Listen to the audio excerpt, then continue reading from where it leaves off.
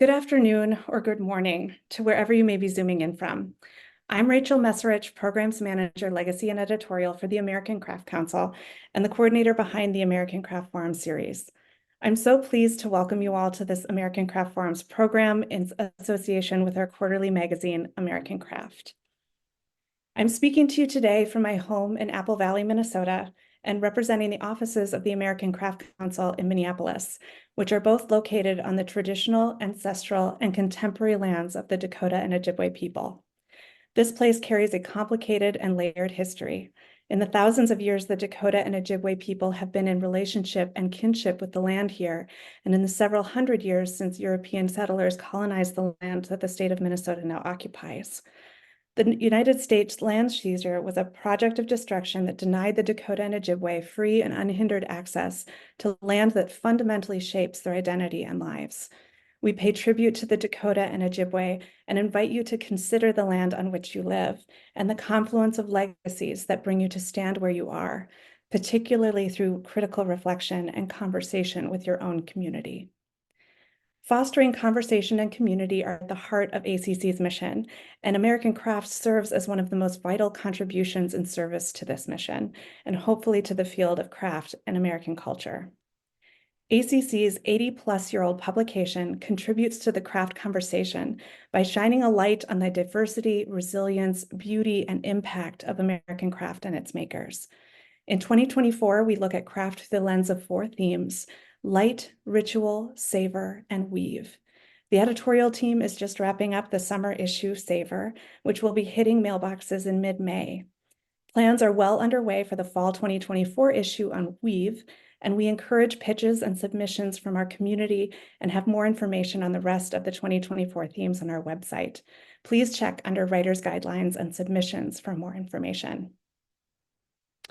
Before I dive into the program and my introduction, I also just wanted to thank the ACC staff, particularly our Executive Director, Andrea Specht, our uber-talented editorial team, our amazing marketing team, and our Director of Finance and Administration, Tracy Lamperty, who is taking the behind-the-scenes tech helm for today's program. The American Craft Council is a national, nonprofit, member-based organization. As such, I would also like to give a big shout out to our donors and members who make programs like this possible, and a very special thank you to the Minnesota State Arts Board and Wingate Charitable Foundation for their generous support. A few technical and logistical reminders. Please make sure that your camera is off and your audio is muted for the program and conversation. We encourage you to participate in the talk via the chat feature and drop any comments or questions there. Closed captioning is available during this program. On the bottom of your Zoom screen, you'll see a closed caption symbol, CC. Clicking that button will turn this feature on and off. This program will also be recorded and available for future viewing. When the editorial team sat down to discuss and plan the spring 2024 issue exploring the theme of ritual, we came with our own ideas, of course, but also brought those of our colleagues, our board, and the many folks who sent in pitches. The topics that rose to the top were both surprising and also not at all. It seemed like people were considering ritual with a capital R, thinking about those big cultural and religious ceremonies and celebrations that define our years, our families, and our communities. And at the same time, people were really sinking into ritual with a lowercase r when considering how they mark their days or their creative practice. Whether that is selecting your favorite mug for your daily cup of tea or coffee, choosing to set aside time to write and reflect, or considering when and how you give. So today we're focusing on the small, the simple, the quiet, because sometimes the things that we do every day, almost without thought, become the acts that have the most meaning and can create the most magic. And how adding an element of the handmade to these practices, these rituals, can elevate their impact even further. To share their own perspectives on their work and their creative rituals, I am so pleased to briefly introduce our 3 incredible speakers and conversation contributors who will be providing a brief glimpse into their own background before we come back together for the conversation. Megumi Inouye is a gift wrapping and packaging artist. Known for her sustainable wrapping designs and creative innovations, she encourages repurposing, utilizing everyday things around us, and using organic and recyclable items. She attributes her passion for gift wrapping to her Japanese heritage and the cultural values that underlie the meaning behind the art of giving. Find her online, and she does have a new book that was just released, The Soul of Gift Wrapping. I encourage you to check it out. Welcome, Megumi. A lifelong lover of books, reading, and keeping a journal, bookbinding was a natural fit for mixed media artist Megan Winn. After receiving her BA from Anderson University in Studio and Fine Arts, Megan went on to pursue private tutelage from a master book artist for a year and a half while starting her company, The Binding Bee. After launching Binding Bee, she spent over a decade exhibiting and selling her books at fine art fairs around the Midwest and in local galleries in Indiana. Her focus has been on creating uniquely handcrafted journals that are functional and beautiful. She deeply cares about her materials and uses things that are salvaged or thoughtfully and ethically sourced. Currently, Megan is a full-time stay-at-home mom to 3 vivacious young kids, but she continues to feed her soul and creativity by making books in the margins of her carved-out time. She believes that the art of keeping and making journals can be an anchoring and life-giving ritual through all seasons of life. She takes great joy in making beautiful books for people to write their stories in. Welcome, Megan. And finally, Jennifer Zwilling is the curator and director of artistic programs at the Clay Studio. She joined the Clay Studio in 2015 and administers the resident artist program, exhibitions, the collection, and the guest artist and residence program. She earned her BA in history from Ursinus College and MA in art history from Temple University at Tyler School of Art. Previously, she was assistant curator of American Decorative Arts and Contemporary Craft at the Philadelphia Museum of Art. Jennifer developed and taught art history of modern craft at Tyler School of Art for 10 years and has taught and lectured around the world. And I don't know if you all follow Jennifer on Instagram, but she also has a fantabulous mug collection. Welcome, Jennifer. I'm now going to turn it over to each of our amazing contributors to talk very briefly about their own practice and work as it relates to our topic. I'll pop back on for the conversation, and Megumi is our first speaker up. So thanks, y'all, and I'll see you soon.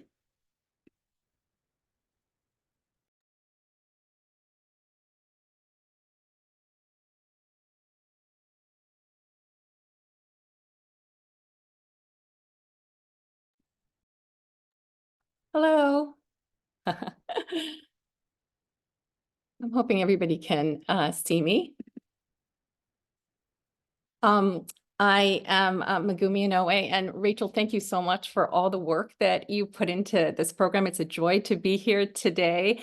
I thank you also for mentioning that my book, The Soul of Gift Wrapping, had been released, and I actually needed to say thank you to the American Craft Council because it was being featured in the American Craft Council magazine in 2021 that a publisher had seen and reached out to me. And as a result, I have my book. And so the work that you do in terms of creating a platform for makers and creators to be able to share their stories and their voice.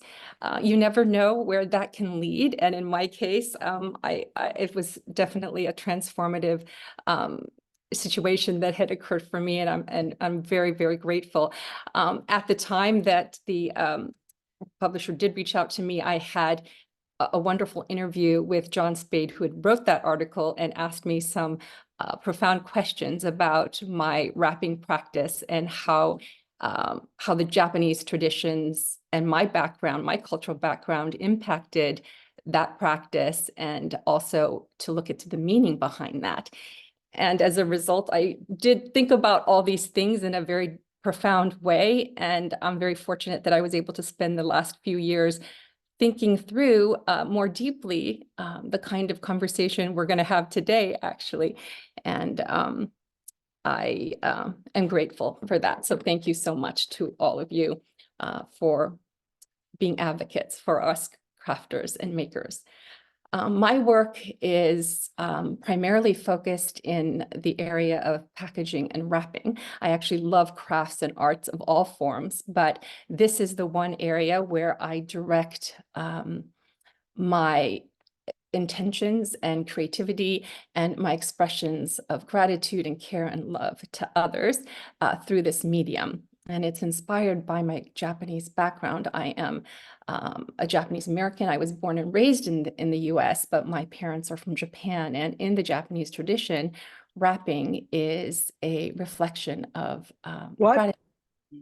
And so, I'm sorry.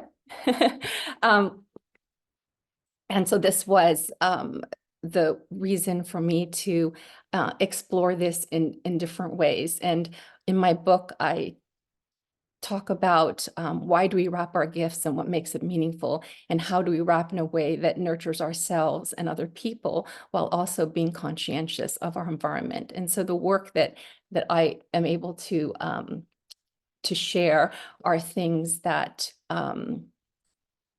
are different ways in which I can express that through different forms of folding or in terms of how to pleat. I've learned that these types of practices actually have meaning in Japanese culture. They actually express a certain emotion or a certain intention in its in the actual act itself. And I think that is what I like to share with everyone in my book and in my practice. It's also a canvas by which, as a creative person, I'm able to explore a lot of different techniques and different ways to explore color and different ways to express how does one take one's emotions and feelings and put them into external form. And that is something that I explore in the actual practice itself. And in many ways, it has gifted me a sense of myself as a creator, an artist, and in some ways a designer as well. And in that way, I'm thinking the actual practice itself has been such a wonderful opportunity for me. And the work that you see here, I like to use repurposed material. I think it comes from my love and appreciation for nature. I like to incorporate natural materials in my work. I like to also introduce ideas of repurposing and recycling and reusing, and as a way of expressing appreciation for the fact that, like all of us, we have potential for revitalizing ourselves or redirecting our purpose in other ways. Taking something that might seem no longer useful can actually, through our hands and through our imagination, become something else. And I like to quote Dr. Seuss, who says it's not what it is, but it's what it can become. And I think that's something that I apply to my wrapping work. Whenever I see something, material that is going to be discarded, I kind of want to see, well, what can I do with it that can make it something useful or something beautiful in the form of packaging? And can I gift that? Is something that I explore as well. I do conclude in my book that wrapping for me is a poetic response to the many unrepayable gifts that we're given. I use it as a way for me to express my blessings in life, and it helps me to recognize them and to share them with others. So I think that with that said, I will now turn this over to our next speaker, Megan Winn, and she is a bookbinder and journal maker, and her book coverings that she makes are absolutely beautiful. So I look forward to hearing from you as well. So here you go. Thank you, Megumi. Congratulations about your book. I'm very excited to read it. My daughter and I have already actually tried making some of your tissue paper flowers out of recycled tissue paper this week when we sent out a package, and it was really fun to practice that after seeing it on your Instagram. I would like to say Rachel, thank you so much for the invitation to be here. Thank you for suggesting my work to the ACC for the spring publication. I have admired the American Craft Council since starting my career, and it feels really surreal to have gotten to be in the magazine and then to get to be here. So I just want to say thank you for that. And thank you to the ACC for such a unique platform. And I just have enjoyed looking back through previous conversations and being introduced to new artists. So thank you for providing this space and for doing all that you do to support crafters and artisans like me. Like Megumi and Rachel said, I make journals. I came to bookbinding in kind of a roundabout way. I didn't end up taking any bookbinding classes when I was studying art in college, but through a friend of a friend took a journal making workshop, and over a big pot of chai tea put together my first journal. I had kept journals for years growing up. It was a practice that my mom instilled in my sisters and I. Had always loved books, and so making that first journal and folding the paper and sewing the pages together, the meditative way that you assemble a book just connected to my heart in a way that made me realize that I had found my artistic home. So that kind of launched me into the path of bookbinding as a career, which I have done pretty much since I got out of school. I love making journals in particular, not only because I'm an avid journaler, but because I love the reality of getting to make a vessel for other people's stories to live in, other people's thoughts to be worked through, and processes to be written out. Journaling for me helps me untangle a lot of the mess in my head, and it can be a very calming practice, a very enlightening practice. As somebody who loves to process things externally, I can talk about them, but there's something different when you're reflecting on your days, with pen in hand in a book. And for me, having something that's handmade, the paper and the leather, the feeling of them, the smell, just makes that a really special experience. Like Rachel said, I currently stay at home full time with my 3 littles, so that the topic really speaks to me, elevating the mundane moments of our day, and how do we bring more attention and highlight the purpose and the beauty that is in how we just spend our daily lives. Like Rachel said, whether it is the favorite mug that we use, or the soft leather journal that we write in the evenings.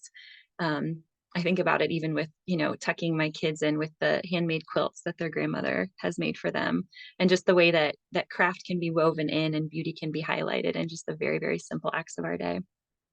I think that is it for me. So I will introduce Jennifer Zwilling, and you can go ahead and turn your video on.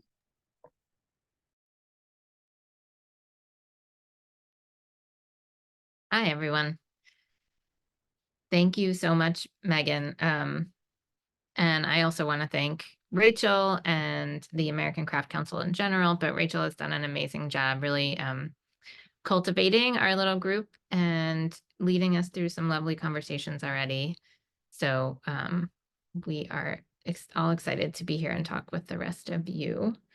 So I am a little different than the other speakers. I'm a curator and an art historian, and I really come to the conversation in a way for the same reason that I became a curator myself. So I'm really excited about the idea of connecting people with having meaningful experiences with their with artwork. So my job as a curator is to cultivate the artists and help them to get their work on display in galleries and in our gallery here at the Clay Studio in Philadelphia. And then to do it in a way that really welcomes the audience in and allows them, gives them the space to have a meaningful experience. And that's kind of what all of us, I think, are talking about here today. It's these moments of meaning and making meaning intentionally in our lives. So I went into art history from being a history major originally because I got really excited about the idea that when we look at things and engage with things that humans have made in the past, or contemporary artists have made, that we have the ability to really connect with them on a very visceral, basic level. And that also really relates to why I'm also here today talking about my mugs, my mug collection, because there's a very direct way that holding a cup in your hand and using it when you wake up in the morning can really affect your day. It's like setting an intention. When I come down the stairs and I look at my wall full of mugs on my shelves and I think about which one I want to use for the day, it's like thinking about, do I want to use one that is particularly about, you know, springtime, that I'm excited about all the flowers outside and that's what I want to really base my day on? Or is it the person who made it, who is somebody who I know and really, this is a good friend of mine, Roberta Massich, so that sometimes it's about the specific person. Sometimes you really just need like that message, you got to smile, and that's why you want something that really hits you over the head. So I can show some more of those as we talk later, but I think it's also really important when we're talking about the mugs and why I've chosen to really kind of have them have this mug collection in my life. A mug is a very intimate object. When you think about it, you put it to your mouth. There aren't too many other pieces of art in our homes that we put on our mouths almost every day. They're also made of clay, and clay is the earth. So we're really connecting deeply with the earth around us, those who have made those mugs.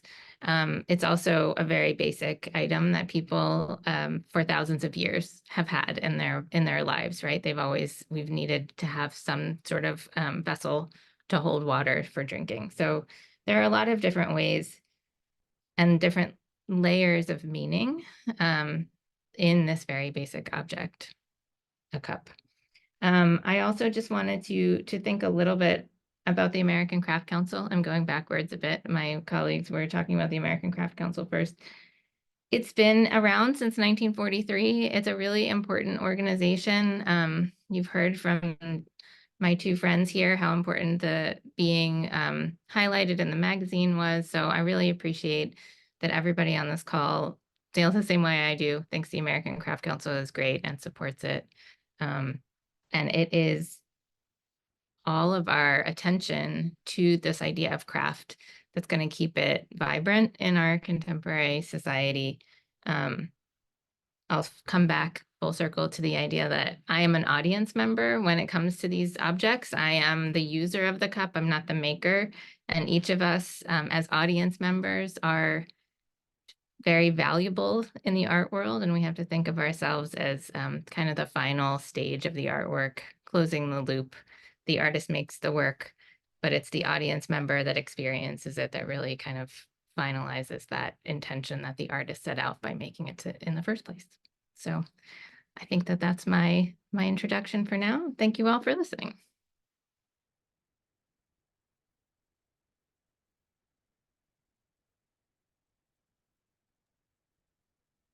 Hi, I'm back. And I'll invite Megan and Megumi to turn on your cameras as well, and can turn off your audio, and we can kind of dive into this conversation. I'm so excited to have you guys here. As you all have mentioned, we've had some really good conversations ahead of this program, so really excited to continue this conversation with you all. All right, so I'm going to kick us off with a very simple question, kind of basic, kind of gets right to the meat of why we're here and what we're talking about. What are your own daily rituals? Jennifer, you kind of highlighted them a little bit in your introduction with the mugs, but you know, these can either be personal or creative, but it should be something that you like to do or try to do every day. And it bonus points if it involves the handmade in some way. And then like tied to that a little bit is, you know, how you make time for these rituals, and what's the importance of doing so? What's the significance to you and your day when you are able to incorporate this into your day?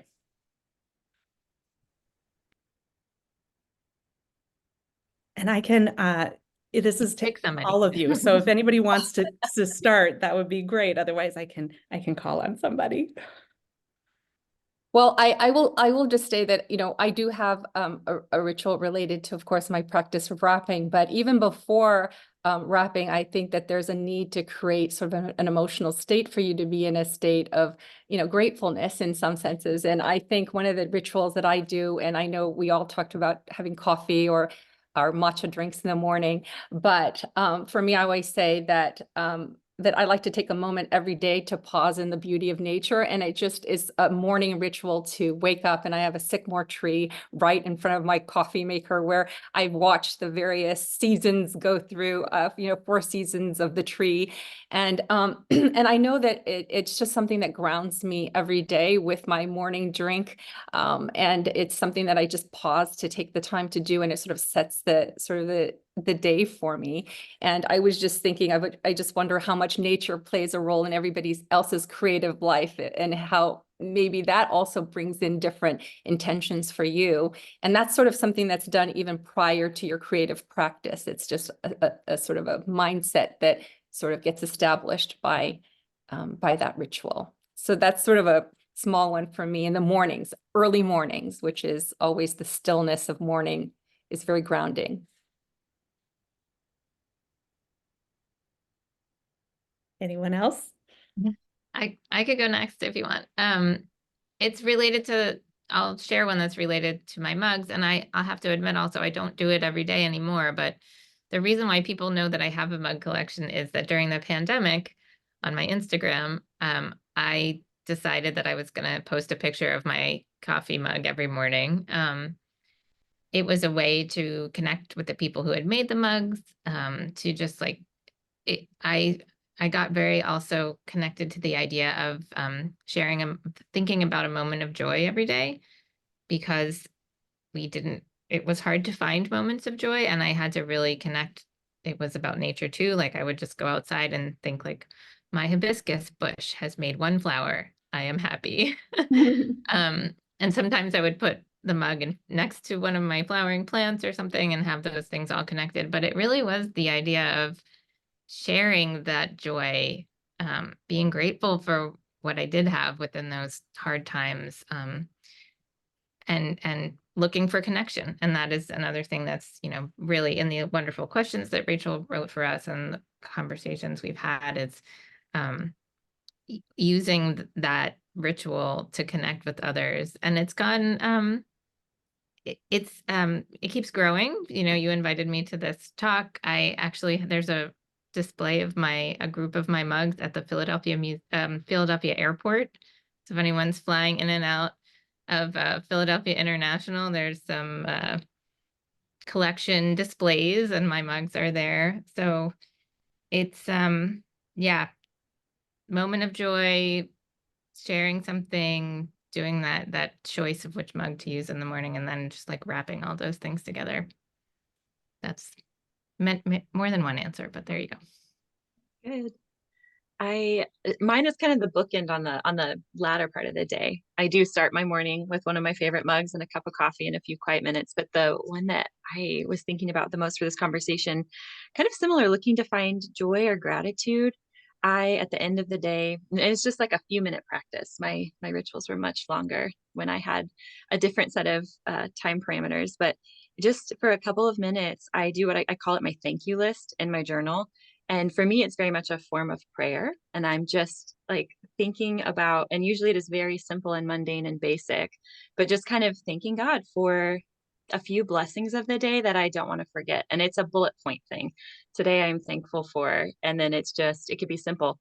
My lilac bush bloomed this week and it smells beautiful and it's sitting on my kitchen table. And so, that was on my list this week. Or a little moment that I had with my 7-month-old son sitting on the porch as he was just like holding my hand and watching the clouds with me. So it's like these little things that are precious and important to kind of dig out of the day that feels really mundane most of the time, but there are pockets of beauty and joy, and I don't want to forget them in kind of the grind of life. So I just write a little thank you list, and it's so fun to look back through them because I easily forget those little moments. And so to kind of have a catalog of the last several years of just a few things from each day, and it's like a gratitude practice, but a form of prayer for me. And yeah, to have a catalog of all these to look back on is also really encouraging when things feel hard.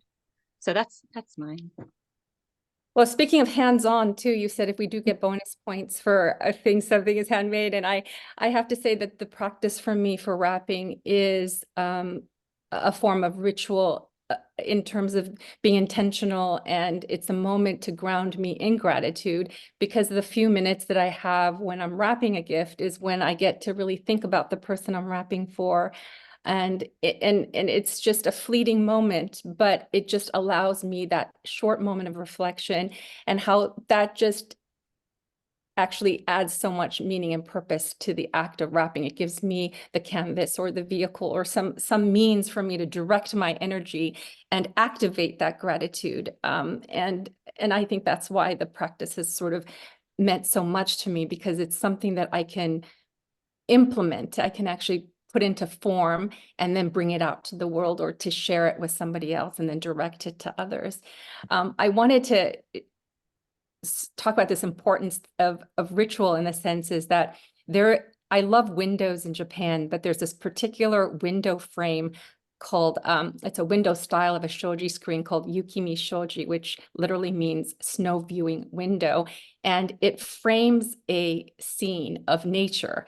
And so snow viewing is to view snow falling on the ground, but it could also apply to fall leaves or cherry blossoms, but essentially everything distracting, like the road or the building is cut off from view. You're only in that window frame looking at an ordinary moment of nature.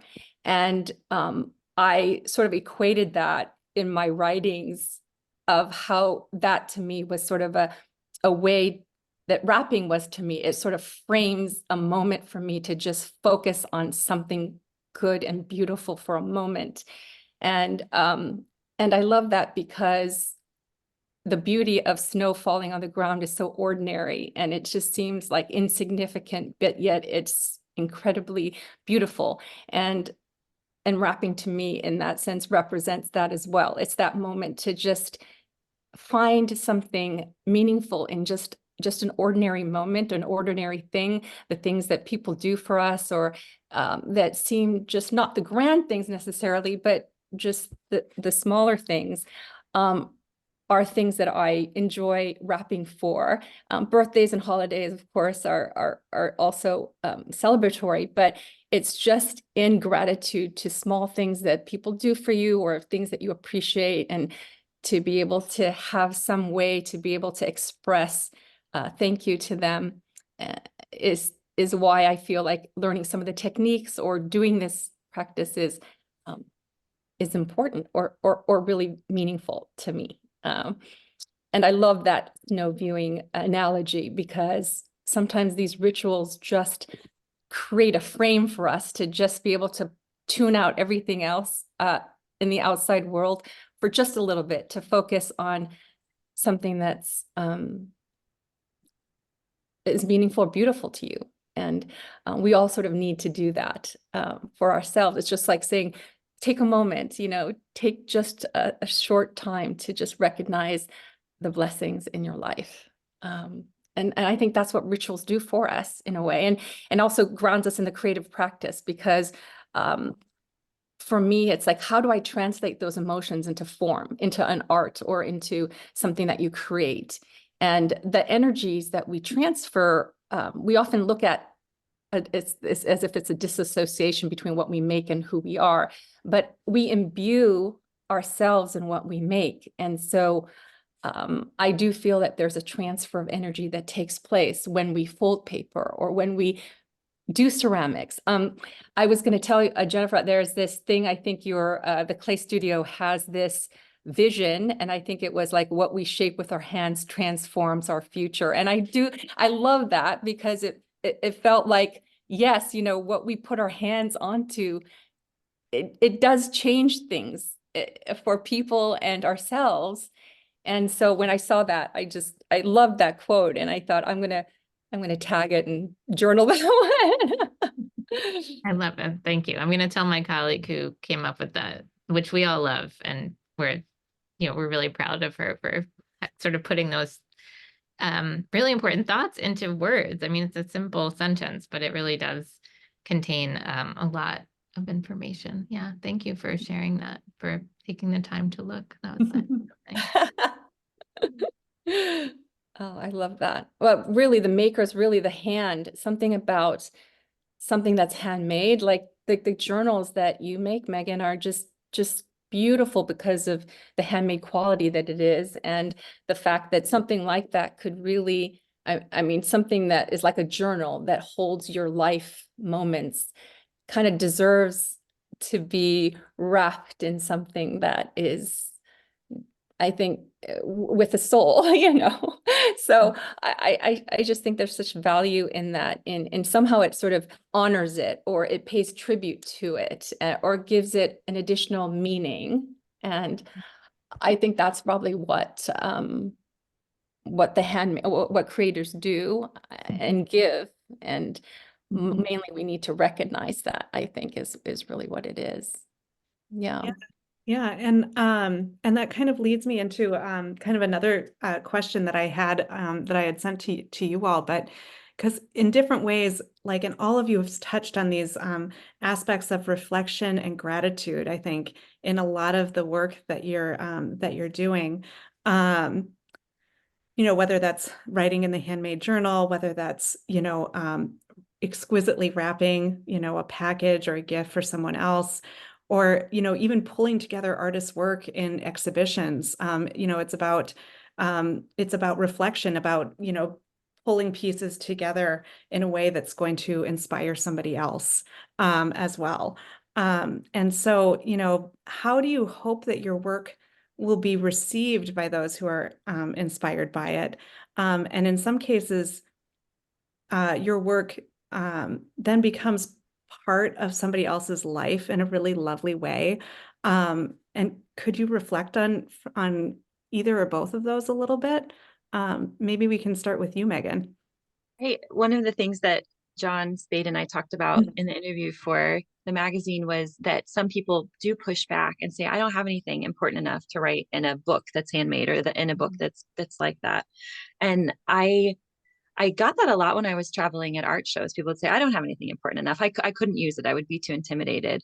And my pushback was always, yes, you do. You know, like, your stories matter, your life matters, kind of the mundane daily things matter. It doesn't have to be some novel that you're writing, or some, you know, story that is that, I don't know, extraordinary. That just the daily things matter. And so it was always kind of interesting to work through that, you know, because a lot of people were strangers that I would meet at art shows, but just to validate, your story does matter, and it matters enough to put it in a beautiful place, even if it is just like the musings of your day, or a few simple things that you're thankful for. When I was thinking about this conversation, there's a quote by the author Annie Dillard that I absolutely love, that just kept coming to mind. And she says, how we spend our days is, of course, how we spend our lives. Just talking about, like, it is all made up of the mundane, and all of that can be precious when we are more aware of it, and when we are recognizing it as such. So yeah, I think a lot of times I just was encouraging of people to value their stories. Not that they have to buy one of my journals, but just that they need to know that the things that they think and the memories they have, they matter and they're valuable. Definitely, definitely. Anyone else have any thoughts? I have this, there is a custom and tradition of receiving gifts in Japan, and that is to receive with both hands. And you give and receive with both hands. And there's something about that that has taught me so much. And I love the idea that in receiving, we are also giving of ourselves, and receiving graciously, we are actually also expressing our acknowledgement of gratitude for having received and for having been thought about, and that it sort of represents the interconnection that we have, that the exchange is always reciprocal, and it's one that embodies, like, both giving in both directions. And I think that has taught me so much about the act of not only just putting out our hands physically, but symbolically, but also it means literally to think about the intentions that was in the gift exchange. And when you say, what would you like people to receive? And I think that's really what you hope that they receive, is what you feel about them and how grateful you are, and to take that in to say, thank you for thinking that of me, and or because that was the intention. And sometimes the attention might be on, oh, I could never rap like that, or this is just too nice. But it's really more, and I think the Japanese way of saying that rapping is like wrapping a person's heart or wrapping someone's feelings. Really what you're receiving is the feelings of that person and what they want to convey to you. And that is really what should be received. And the material gift has, a shelf life. But I think it's the intention and what was really the thought behind that. That is something that's usually what sustains us and what we keep and what we remember. So even if the material things might have to be let go of one time, the memory of that exchange and what you felt about it and what that meant to you will always stay with you. And that to be should be the focus of that exchange. And the receiving with both hands is such a visual and symbolic reminder of how to receive. And to me, that has taught me so much. And it was something that I wanted to share, because we often might not look at it this way. We kind of look at giving as such as the primary focus, but we're really never taught how to receive gracefully or graciously. And that lesson to me, in hindsight, in reflection, has much deeper meaning than when I was taught as a young child. If you receive graduation diploma, you extend both your hands to receive it and things like that. But I just really felt that there was even a greater meaning behind that than even only just respect or consideration. It was really just receiving in full measure someone's thoughts and feelings for you, and to be grateful for that receiving. And as someone who, if you have a child, for example, and they make something for you, I think what they'll always remember is how happy you were to receive it and how grateful you were. And that motivates them to want to do more and give more. And because that experience becomes so meaningful to them. And so I think we have roles as not only givers, but we have a role as a receiver, and we both in that exchange give, and something to remember.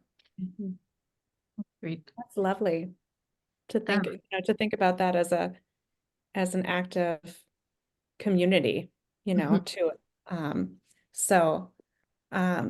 thank you for that.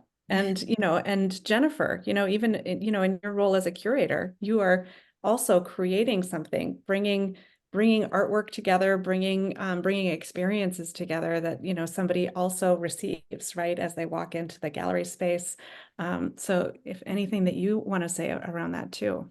Yeah, and I often feel a little discomfort around the idea of thinking of myself as a creator for some reason, because I think of ideas for exhibitions and sort of shape and organize, and the same way you organized this today, and you are also a creator for creating the program.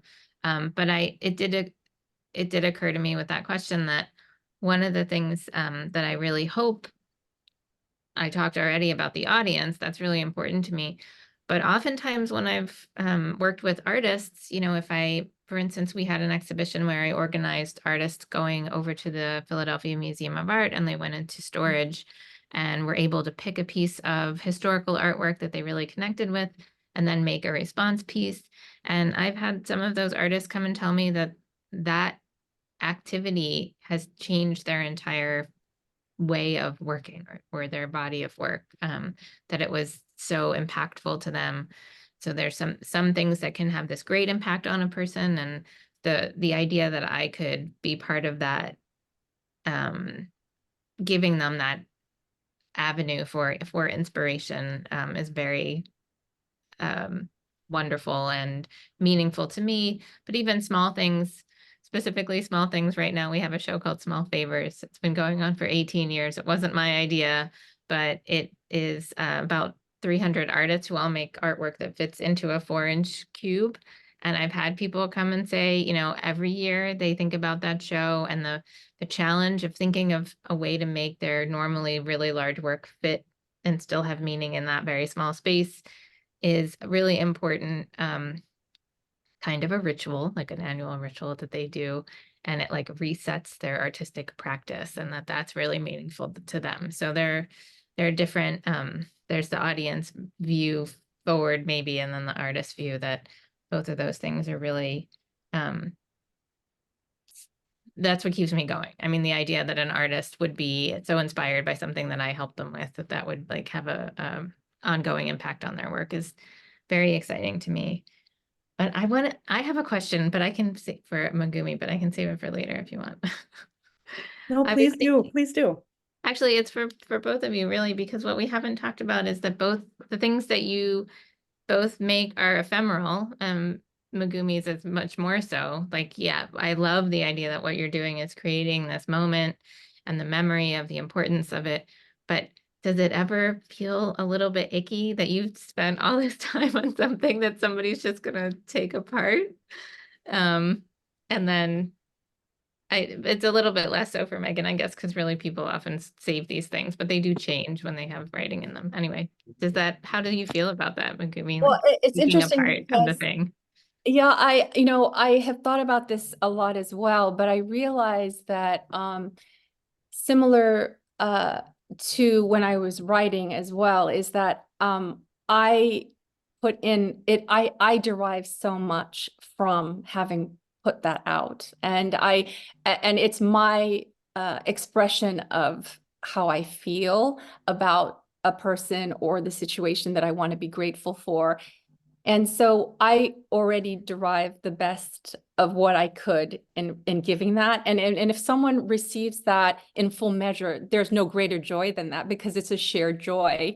And hopefully it enriches their life by knowing just how much, was meant for them. And so I kind of am just, I feel like in itself, that's already enough. And when it's then, and in some cases, people have said that they've kept it, or they'll just, keep a piece of it or something like that. And there's no expectation for that. It's definitely accepted as an ephemeral type of a gift. But people do say that they've kept parts of it or things of it, and that really touches me. Or years later, they would say that it's still in their drawer or something like that. And it's such a moving thing.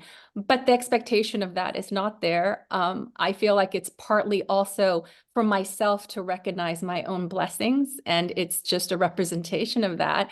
But this is also when I have learned to receive, is that I'm much more mindful too of, and then my world, by receiving in the way that we talked about earlier, my life is so much enriched because I have received it that way. And in fact, my wrapping and giving is really a reflection of all that I've received. And that receiving that feeling is what I want to then pass on to other people. And that's why I do feel like my work, or what I've come from appreciating wrapping, has come from having received things in this way and wanting to pass that on and to share that. And so I think I suppose that's also the idea of giving is, and I mentioned this also in the book, that when you give something with no expectation of return, then there's this amazing sense of gratitude that gets as a result of that, I think. And we have to find beauty in just the act of creating that giving, I wanted to also say separately, going on a separate subject, before I forget though, listening to you, is that in fact, your work creates the atmosphere by which, our gifts or things or art is received. And that environment of how that's constructed changes the entire experience of how someone sees the work or appreciates the work. And it's incredibly valuable. I think it's an equal part of the art itself. And so I think that work you have to really recognize as a creator yourself, because it's a joint creation that's being made from the maker, the artist, and the atmosphere you create to make that be recognized is a collaborative creation. And as somebody who is on the other end of that, I can't tell you the importance of that and how it can change someone's experience of the entire, appreciation of what was created. And I just hope you remember that. Thank you. Thank you. I will. Yeah. I So appreciate to it. kind of tag on to what Megumi was saying, I know I told you this in another conversation, Jennifer, but I have walked into exhibits and wept, and it's because they were arranged in a way that like unlocked further the power of the work and the story behind it. And as a viewer, kind of getting to walk through that and have a deeper understanding because of how it was laid out and because of how it was structured. So when it is done well, it is so powerful. It really is. I think that itself can make an experience. And like you said, wept, but it generates the emotions around it. And that is so critical for someone to actually feel something. That's kind of what you hope can be done through art or craft, for people to feel that is important. And it's amazing that all of this, all of your work really happens in this ephemeral space. Exhibitions are only up for so long. It can be very powerful working in that space. To have that attention for a short amount of time, but something that you remember, right? And that the experience of it changes you a little bit. I think so, for sure. And I kind of associate your work too, Megan, with the coverings to wrapping in a way, because in many ways, you, with your coverings, like to put something like your journal to be covered. It sort of gives it a certain additional meaning to it and its importance and your honoring of that. So. Well, and I can't remember if Jennifer asked this question, but kind of, or maybe you said something about when people experience the work, how it goes full circle as the person who's going to receive it. Sorry, I'm distracted by the random screen share. But I'm losing my train of thought. Oh, thinking about how the fact that I make these journals and I'm not the one that completes them necessarily, it's the person who is filling them up. And I've had customers come back and show me their journals, and they're so full of mementos and pictures and little scraps of daily life that like they can't close the book anymore. And to me, I'm like, then it feels like it's actually finished. Like I'm giving them this blank space, and they're the ones that are finishing it by filling it up with their thoughts. So I think, Jennifer, it's when you were talking about the end user of the mug, like that really kind of completes the circle for the person who is then valuing that work and using it in their daily life. And well, I was going to say that same thing about you mentioning that about the end result of that in the similar vein is that it's in the same thing as receiving the gift. It's just it's the complete picture when it's the giving and the receiving is when it makes it finally complete. And the whole process of both sides has equal value. And this is what I love about the receiving and giving with both hands. I think it's the same concept of that, is that it's to make something complete and whole, it requires both sides of that equation. And when you were mentioning that about the end user, I kind of thought about the same thing, is that it's because that experience of that user imparts, and it's almost like a dialogue between the two parts to me. Yeah. Well, and it's and this was a lot of what Rachel's good questions were about. It's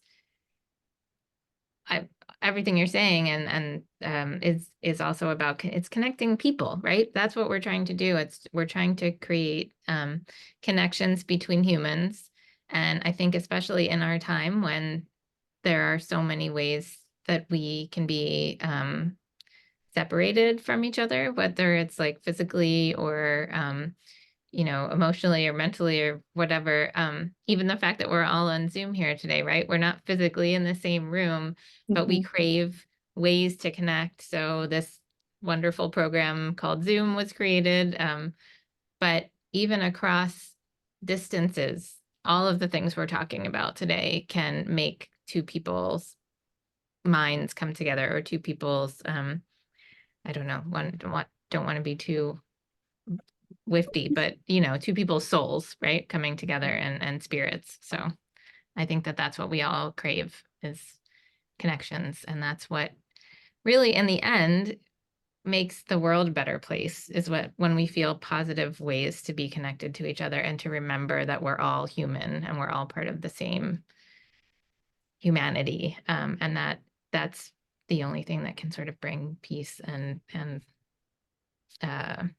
happiness and joy into the world. And those are the things that I feel like we're all working really hard to create, to make the world a better place. So Yeah. There's this, I was kind of reminded of this tea ceremony that I participated in Japan. And part of the ritual of the ceremony involves like asking certain questions. It's a somewhat, I think, prescribed, but I just love the aspect of the ritual of asking the questions of like the makers. Like, so part of the tea room experience is to say, oh, who made this, you know, who is the ceramicist that made this tea bowl? And what is the flower you selected today? And why was this selected? And it just really just prompts the dialogue of, you know, the history of the makers, or the spoon, or the bamboo vessel. Like somebody carved that, you know, that kind of the spoon, or the thing that takes that pours the water, you know. And I think for some reason we don't ever acknowledge those things in everyday life. Like we never would say, oh, who made that? There was a person that made that mug. And I used to think that this was, you know, because it somewhat was a prescribed thing, but I realized as a ritual how important it is in our daily life. And sometimes even in gift wrapping, I noticed in Japan, people would, you know, receive your gift and sort of inquire about, oh, the paper that was selected, or why is this embellished? You know, what was this meaning, or something like that. And it's just one or two questions, but it just imparts a kind of acknowledgement of what went into that process. And I think that there might be a need also of rituals that are ingrained in us to maybe, you know, ask those types of questions, or to inquire just for the few minutes, just that, because otherwise it just becomes this fleeting thing, and things just aren't really experienced. And I don't think it has to be anything huge, but I do think that just a short, you know, acknowledgement of, you know, even just the maker that made the mug, or the person that made the journal, or just what that intention was of the makers, and something that we just take a little bit of that, and having received it, or having, you know, used it, or having, you know, having it as part of our lives, or just to even acknowledge that feels somehow enriching.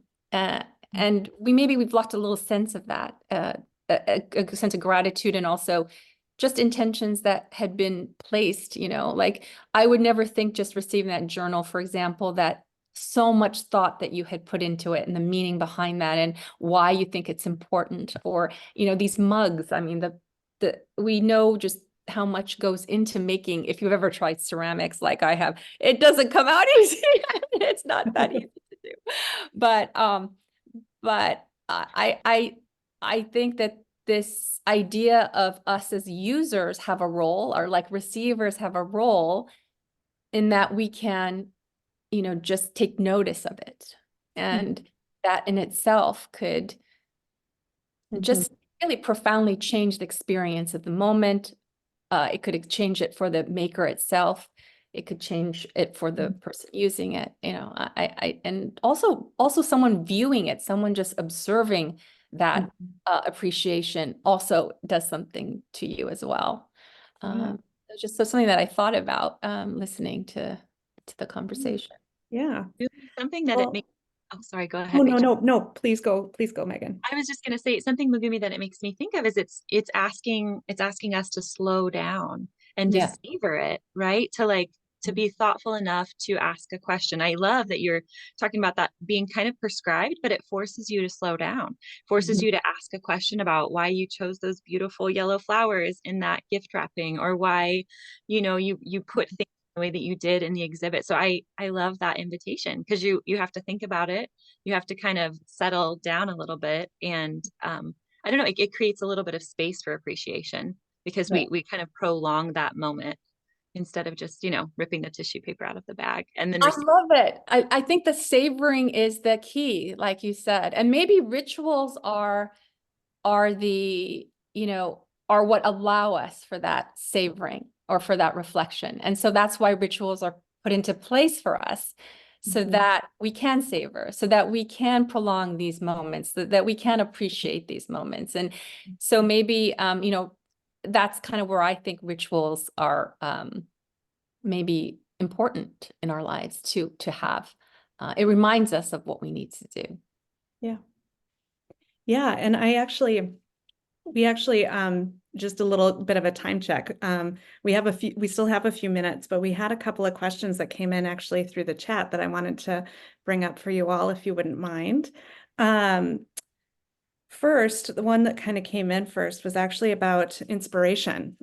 Where does creative inspiration come from, and how does getting, capturing, or finding inspiration affect you on the daily?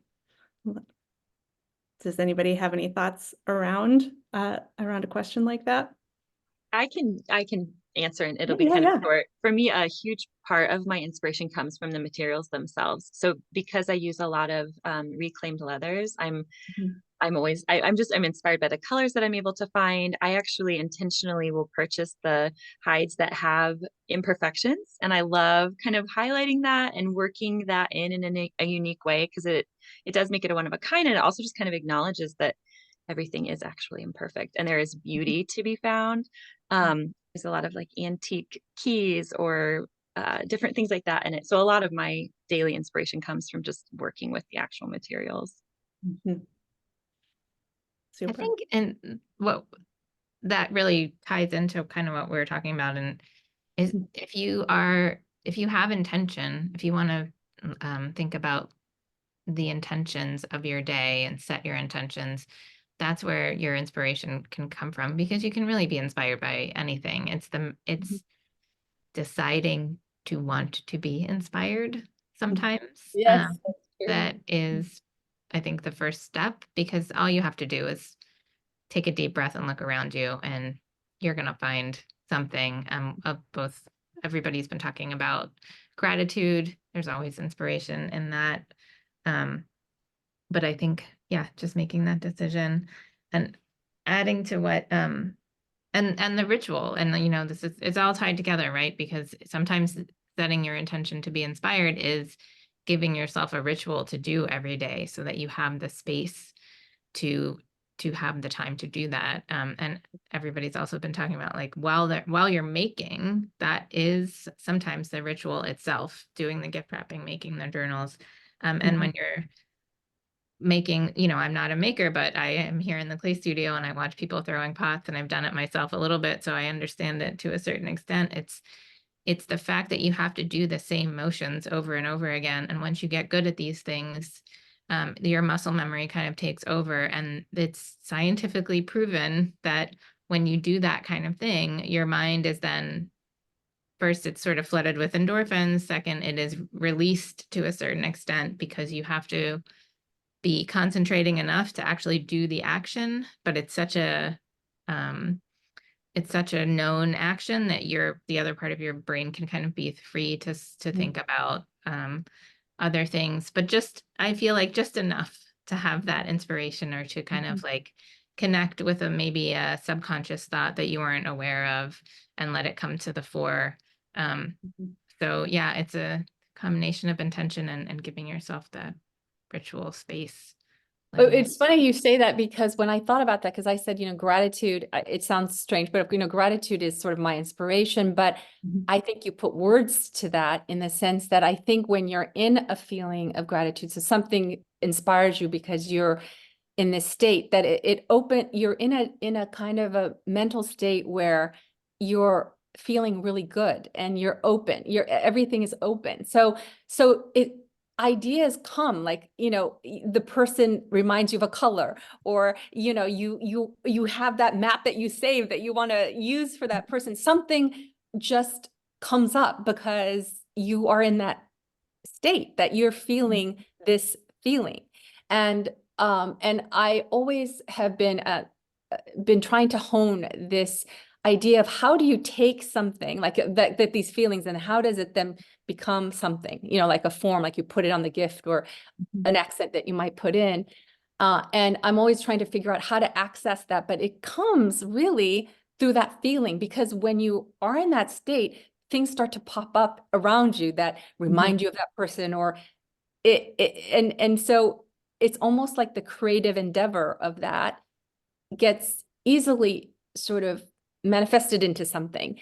And when you're stuck, I feel like it's usually like when you're not in that state. And so the rituals, maybe like you were talking about, is needed so that we can always try to be in that state of openness, like to being open to the inspiration. And gratitude is a huge way to access that. But you need to also create the rituals that make you be in that space to feel that and to be open to that. And You- I just think I want to that's, say something too. Go ahead, Megan. No, yeah, go, go. Jennifer. Oh, well, I was just going to say, I kind of to both of what I think you do kind of have to train your brain, right? You have to train your brain to be grateful. You have to train your brain to be open to inspiration. I love how you said that, Jennifer, that you really can kind of turn that on or just open it up.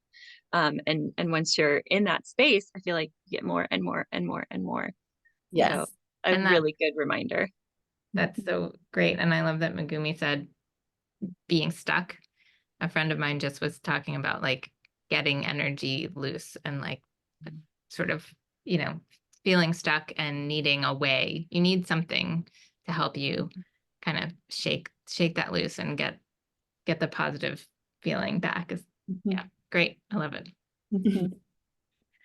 All right. And so one final question that I think kind of is almost a nice way to end, because it really like kind of brings it to the ground here, is daily ritual being intentional and scheduled. Like how do life necessities fit in? Like how do you make the intentional space? Because as we've been talking about, it's about intention, right? It's about doing something with intentional thought. So making the space for that. How do we do that when we have young kids, when we have kids in general, when we have careers, when we have other things that we're doing? So This I'm might just sound gonna like give it. Sorry. no, Nope. you go. Well, this might sound like a cheesy answer, but for me, it's literally making the decision to put my phone down for the 5 to 10 minutes before I go to bed, because if I am on my phone, I will not be writing my thank you list. So it's like a very simple, like I can choose to create that 10-minute window or not. So it's like if I, even if I'm going to send one more text or I'm going to do one more thing, like then the 10 minutes is gone and I did not get to do the thing that's actually going to ground me and like help me, end the day with peace. So that's one way of creating a little space. practical, I like it. My For quick myself, answer it's, is to oh, forgive go ahead. yourself. Go ahead. No, just go ahead. Go ahead. Sorry. What was that? Mine is really quick, and it's to forgive yourself when you don't do it. Because Oh, I am not good at doing the same thing every day. I am not good at, I would love to say that I get up and do yoga every day. I totally do not. It would be so easy. I could just turn YouTube on. I love yoga with Adrian, whatever. But I don't. And if I get stuck in feeling guilty that I didn't do it, then I won't do it the next day. But if I just say, it's okay. It's going to be 3 days this week instead of 5. It's okay. Just forgive yourself. I mean, really, forgiveness for ourselves is like Keith. Okay, that was my short answer. Go ahead, Megumi. Well, my short answer is actually just the mornings, because I've always been a morning person, and it's the time that I've always had. And when we talked about all us having kids, and I had 3 children, raising them, and early in the morning was when I would just wrap my gifts. I would, take time to thank the teachers or the volunteers at school, or it was the moment for me to be able to put that together. And then also I would make lunch for my kids. And sometimes it's hard to even appreciate your children in this fray of daily life, but I had a moment where I can put a little lunch together and maybe put a little note or a little something I could wrap to put in there. And that was just my one moment that I get. And the rest of the day could be pretty chaotic. But I had that morning of just to ground myself. And that has been a savior. And I think I got that from my mother, who used to say, I said, why do you wake up at 5 a.m? She says, it's the only time I have for myself. And I think I somehow maybe got that from her, because it is guaranteed time where you have no distractions. And when I don't, like, speaking of forgiveness, when I don't, though, I've always felt that something's off about my day. And so the incentive to try to keep at it is what I derive from it. And it doesn't happen all the time, like you said, but it is the one thing that I can count on. And I can almost be assured that if I put that in the day, if I start that early and give myself that time, then I'm sort of in a good place. You can kind of handle not all, but most things better. So morning, I would say for me, it's morning for sure. Great. Well, you all, I think we're kind of at time, but this has been such a wonderful, wonderful conversation. And thank you so much, each of you, for joining me and joining all of us here today. And thanks again to all of the folks who stuck with us, who stuck with our conversation and who attended. Just really thankful for your time and your perspective. Thanks so much for sharing, y'all. Thank you, Rachel. Yeah. It's been really a wonderful time to spend this with all of you. Good, Everyone wonderful. came. All right, well,